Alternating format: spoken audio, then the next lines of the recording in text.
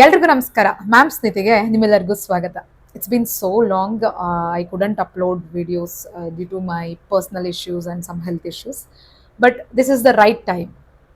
ಯಾರ್ಯಾರೆಲ್ಲ P ಸಿಗೆ exam apply ಮಾಡ್ತಿದ್ದೀರಾ ಅವರಿಗೆ all the very best.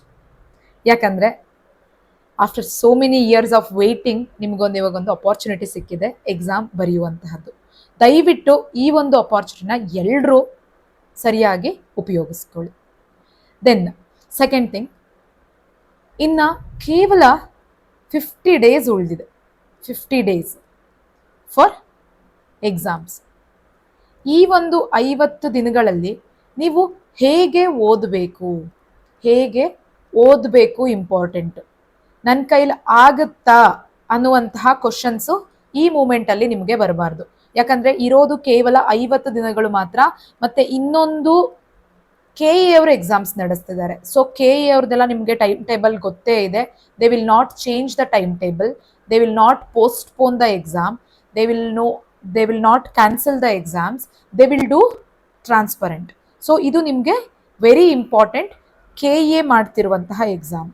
So KE ಮಾಡ್ತಿರುವಂತಹ ಎಕ್ಸಾಮ್ ಆಗಿರೋದ್ರಿಂದ ರೀಸೆಂಟ್ VAO ಪೇಪರ್ ನೋಡಬೇಕು. ಆಮೇಲೆ SDA FDA ಹೇಗೆ ಬಂದಿದೆ ಅನ್ನೋದನ್ನ ಗಮನಿಸಬೇಕಾಗುತ್ತೆ. ಯಾಕಂತಂದ್ರೆ ಇದೇ ಒಂದು ಆಧಾರವನ್ನು ಇಟ್ಕೊಂಡು ನೀವು ಇವಾಗ ಓದಕ್ಕೆ ಸ್ಟಾರ್ಟ್ ಮಾಡಬೇಕು. You have to study. ನಿಮ್ಮದು ಸ್ಟಡಿ ಈ 2 ಕ್ವಶನ್ ಪೇಪರ್ಗಳ ಆಧಾರದ ಮೇಲೆ ನಿಂತಿರುತ್ತೆ. ಯಾಕಂತಂದ್ರೆ ಒನ್ ವರ್ಡಲ್ಲಿ ಆನ್ಸರ್ ಬರುವಂತಹದ್ದು ಇತ್ತೀಚೆಗೆ ಕಡಿಮೆ ಆಗಿದೆ ಅಥವಾ ಇತ್ತೀಚೆಗೆ ಡಿಕ್ರೀಸ್ ಆಗಿದೆ. So you have to remember this in your mind that ಇತ್ತೀಚೆಗೆ ಎಕ್ಸಾಮ್ ಟಫ್ ಆಗ್ತಿದೆ. ಸೊ ಈ ಸತ್ಯನ ನೀವು ಅರ್ಥ ಮಾಡ್ಕೊಬೇಕು. ಏನು ಹೇಳಿ? Exam has become tough but not impossible. Exam tough ಅಷ್ಟೇ. ಇದು ಎಲ್ಲರಿಗೂ, ಆಲ್ ಆಫ್ ಅಸ್, ನಮ್ಮೆಲ್ಲರಿಗೂ ಎಕ್ಸಾಮ್ ಟಫ್ ಆಗುತ್ತೆ. ನನಗೆ ಮಾತ್ರ ಅಲ್ಲ, ನಿಮಗೆ ಮಾತ್ರ ಅಲ್ಲ, ಎಲ್ಲರಿಗೂ. ಯಾಕಂತಂದರೆ ಕ್ವಶನ್ ಪೇಪರ್ದು ಸ್ಟ್ಯಾಂಡರ್ಡ್ ಇನ್ಕ್ರೀಸ್ ಆಗಿದೆ, ಫ್ಯಾಕ್ಟ್ಸ್ ಬಗ್ಗೆ ಕೇಳುವಂಥದ್ದು ಕಡಿಮೆ ಆಗಿದೆ, ಒನ್ ವರ್ಡು ಕಮ್ಮಿ ಆಗಿದೆ, ಸೆಂಟೆನ್ಸ್ ಬಗ್ಗೆ ಕೇಳುವಂಥದ್ದು ಸೆಂಟೆನ್ಸ್ ಮೇಲೆ ಜಾಸ್ತಿ ಆಗಿದೆ. ಈ ಥರ ತಗೊಂಡಾಗ ಸಾಕಷ್ಟು ಗೊಂದಲಗಳು ನಿಮ್ಮಲ್ಲಿರುತ್ತೆ. ಹೇಗೆ ಓದೋದಪ್ಪ, ಏನು ಮಾಡೋದಪ್ಪ ಅಂತ. ಈ ಗೊಂದಲಗಳಿಗೆಲ್ಲ ಒಂದೇ ಪರಿಹಾರ. ಏನು ಹೇಳಿ? ಈ 50 ದಿನಗಳು ನೀವು ಎವ್ರಿ ಡೇ 10 hours ಓದಲೇಬೇಕು. Total you have to study 500 hours.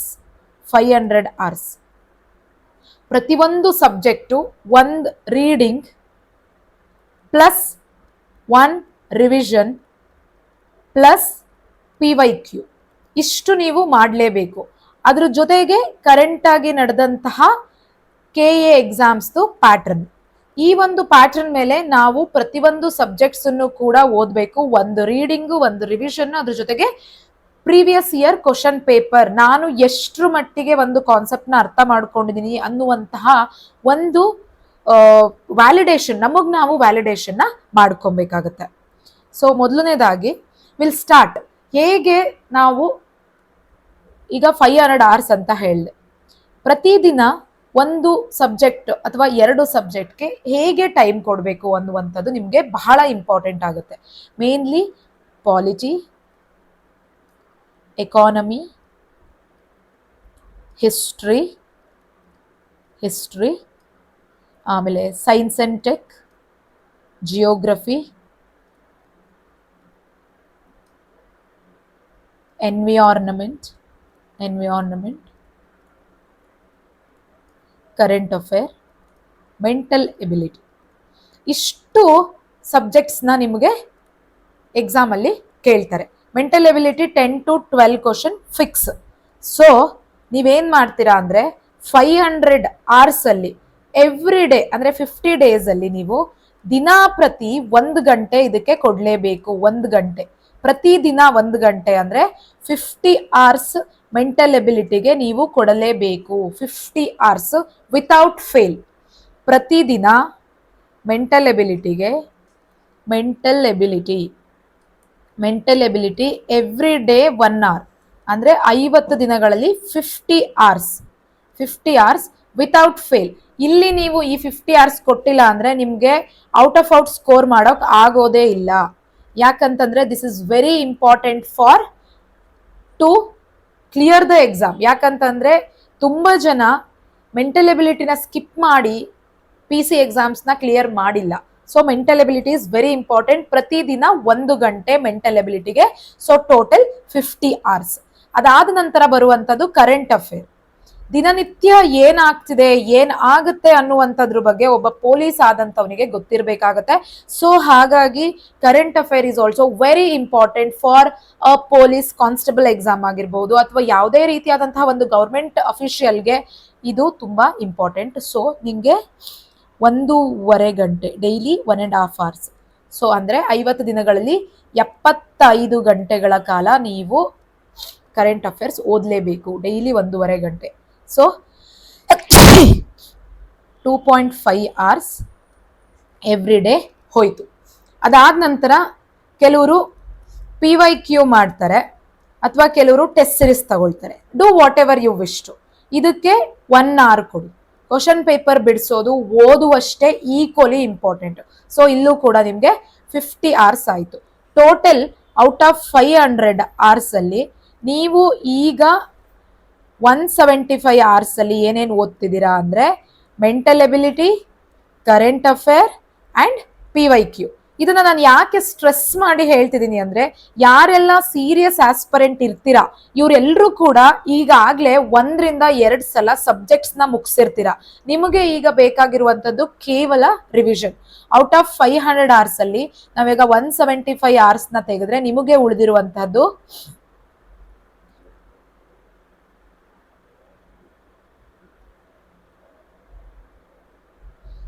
325 hours. 325 hours ಅಲ್ಲಿ ನೀವು ಸಬ್ಜೆಕ್ಟ್ಸ್ಗಳಿಗೆ ಕೊಡಬೇಕು. ಎಷ್ಟು ಸಬ್ಜೆಕ್ಟ್ಸ್ ಇದೆ? ಟೋಟಲ್ 7 ಸಬ್ಜೆಕ್ಟ್ಸ್ ಇದೆ. ಆ 7 ಸಬ್ಜೆಕ್ಟ್ಸ್ ಅಲ್ಲಿ ಸೈನ್ಸಿಗೆ 25 hours. ಅದಾದ್ಮೇಲೆ ಬರೀತೀನಿ, ಸೈನ್ಸ್ 30 hours ಕೊಡಿ. Science 30 hours, environment 20 hours. 20 hours. ಅದಾದ್ಮೇಲೆ polity 50, economy 35 hours, history 50 hours, geography 50 hours. ಇಷ್ಟು ನೀವು ತರೋ ಆಗಿ ಓದಿದ್ರೆ still you left with 90 hours. ಈ 90 hours ಅಲ್ಲಿ ಸೆಕೆಂಡ್ ಟೈಮ್ ರಿವಿಷನ್ಗೆ ನಿಮಗೆ ಎಷ್ಟು ಬೇಕು ಅಷ್ಟನ್ನ ಉಪಯೋಗಿಸ್ಕೊಳ್ಳಿ. ಇದು ಕೇಳೋಕೆ ನಿಮಗೆ ಕಷ್ಟ ಆಗ್ಬಹುದು, ಬಟ್ ಉಳಿದಿರುವಂತಹ ಕೇವಲ 50 ದಿನಗಳಲ್ಲಿ, ಓನ್ಲಿ 50 days ಅಲ್ಲಿ ನೀವು ಈ ಒಂದು ಹಾರ್ಡ್ ವರ್ಕ್ ನ ಮಾಡಲೇಬೇಕು.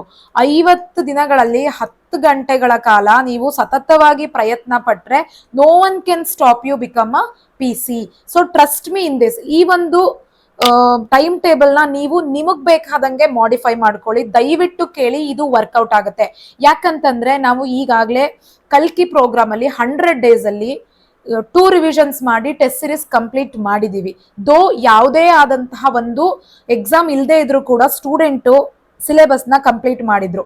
ಎಕ್ಸಾಮ್ ಇದ್ದಾಗ ಪ್ರೆಷರ್ ಇನ್ನ ಜಾಸ್ತಿ ಆಗುತ್ತೆ. You can complete. ಇನ್ನು ಕೆಲವರಿಗೆ ಕೋರ್ಸ್ ಬೇಕು ಅಂತ ಇದ್ದಾರೆ. ಯಾರಿಗೆಲ್ಲ ಕೋರ್ಸ್ ಅವಶ್ಯಕತೆ ಇದೆ, ಫೋಕಸ್ 40 ಅಂತ ಹೇಳಿ ನಾವು ಸ್ಪರ್ಧಾ ಅರಿವು ಕಡೆಯಿಂದ ಮಾಡಿದೀವಿ. ಹತ್ತತ್ರ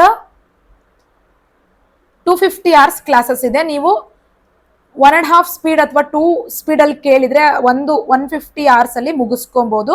ದಿಸ್ ಇಸ್ ವೆರಿ ಇಂಪಾರ್ಟೆಂಟ್. ನಿಮ್ಗೆ ಕಂಪ್ಲೀಟ್ ರಿವಿಷನ್ ಆಗುತ್ತೆ. ಯಾಕಂತಂದ್ರೆ ಯಾವ್ದು ವೆರಿ ವೆರಿ ಇಂಪಾರ್ಟೆಂಟ್ ಅಂತಹ ಕಾನ್ಸೆಪ್ಟ್ ಗಳು ಕವರ್ ಆಗಿದೆ. ಎಲ್ಲಾ ಫ್ಯಾಕಲ್ಟಿ ಕೂಡ ಕ್ಲಾಸ್ ಮಾಡಿರುವಂತರು ತುಂಬಾ ನಾಲೆಡ್ಜಬಲ್ ಫ್ಯಾಕಲ್ಟಿ ಆಗಿರೋದ್ರಿಂದ ನಿಮ್ಗೆ ಇದು ತುಂಬಾ ಹೆಲ್ಪ್ ಆಗುತ್ತೆ. ಐ ನೋ ದಟ್ ಇವಾಗ ಏನಪ್ಪ ಇವರು ಹಿಂಗ್ 50 ದಿನ ಇದೆ, ಹಿಂಗ್ ಮಾಡಿ ಹಂಗ್ ಮಾಡಿ ಅಂತಿದ್ರಲ್ಲ. Trust me, already we have got the result of the students who completed their syllabus. So ಅವ್ರಿಗಾಗುತ್ತೆ ಅಂದ್ರೆ ನಿಮಗೂ ಆಗುತ್ತೆ. ಇನ್ನೇನಕ್ಕೆ ತಡ ಮಾಡ್ತಿದ್ದೀರಾ? ಆದಷ್ಟು ಬೇಗ ಓದಕ್ ಸ್ಟಾರ್ಟ್ ಮಾಡಿ. ಯಾರಿಗೆಲ್ಲ ಏನಾದ್ರೂ ಡೌಟ್ಸ್ ಇದ್ರೆ ದಯವಿಟ್ಟು ಮ್ಯಾಮ್ಸ್ ನೀತಿಯಲ್ಲಿ ನನ್ನನ್ನು ಕಾಂಟ್ಯಾಕ್ಟ್ ಮಾಡಿ. I personally connect with you and I will help you out. And ನಿಮ್ಗೆ ಯಾರ್ಯಾರ್ದೆಲ್ಲ ಫ್ರೆಂಡ್ಸು PC ಒಂದು ಎಕ್ಸಾಮ್ಗೆ ಪ್ರಿಪೇರ್ ಆಗ್ತಿದ್ದಾರೆ ಅವರೆಲ್ಲರಿಗೂ ಒಂದು ಈ ವಿಡಿಯೋನ ಶೇರ್ ಮಾಡಿ. ಬಿಕಾಸ್ ನಮ್ಮ ಒಂದು ಚಾನೆಲ್ದು ಮೋಟೋನೇ ಅದು, ಶೇರಿಂಗ್ ಇಸ್ ಕೇರಿಂಗ್. ಎಲ್ಲರೂ ಪಾಸ್ ಆದರೆ ನನಗೆ ಅದೇ ಖುಷಿ. ಸೊ ಯಾಕಂತಂದ್ರೆ ಇಷ್ಟು ವರ್ಷದಿಂದ ನೀವು ಹಾರ್ಡ್ ವರ್ಕ್ ಮಾಡ್ತಿದ್ದೀರಾ. This is the time to prove yourself that what you deserve. You have to clear this exam. Because ಒಂದು ಫ್ಯಾಮಿಲಿಯಲ್ಲಿ ಒಬ್ಬ ಗವರ್ಮೆಂಟ್ ಎಕ್ಸಾಮ್ ಕ್ಲಿಯರ್ ಮಾಡಿದ್ರೆ ಆ ಒಂದು generation will change, and you be the change what you expect from others. So ದಯವಿಟ್ಟು ಹೇಳ್ತೀನಿ my dear student, ದಯವಿಟ್ಟು ಓದಿ. This is very important. ಈ ಒಂದು 1.5 ವರ್ಷದಲ್ಲಿ ಬರುವಂತ ಎಕ್ಸಾಮ್ ಅಲ್ಲಿ ನೀವು ಯಾವ್ದಾದ್ರು ಒಂದು ಮಾಡ್ಕೊಂಡ್ರೆ ಲೈಫ್ ಸೆಟ್ ಆಗುತ್ತೆ, ಇಲ್ಲ ಅಂದ್ರೆ life will become again a difficult thing. I have suffered that. ಅದಕ್ಕೆ ನಾನು ನಿಮ್ಗೆ ಫೋರ್ಸ್ ಮಾಡಿ ಹೇಳ್ತಾ ಇದ್ದೀನಿ, ದಯವಿಟ್ಟು ಓದಿ. You will definitely clear. ನನ್ನ ಕೈಲಿ ಎಷ್ಟಾಗುತ್ತೆ ಅಷ್ಟು ಮ್ಯಾಕ್ಸಿಮಮ್ ವಿಡಿಯೋಸ್ನ ಅಪ್ಲೋಡ್ ಮಾಡೋಕ್ಕೆ ಟ್ರೈ ಮಾಡ್ತೀನಿ. ನಿಮ್ಗೆ ಯಾವ ಥರ ವಿಡಿಯೋಸ್ ಬೇಕು ಅಂದರೆ PYQs ಬೇಕಾ ಅಥವಾ ಸಬ್ಜೆಕ್ಟ್ ವೈಸ್ ಬೇಕಾ, ದಯವಿಟ್ಟು ಕಮೆಂಟಲ್ಲಿ ತಿಳಿಸಿ. I will help you out. Thank you one and all. Please keep watching. Thank you one and all everybody.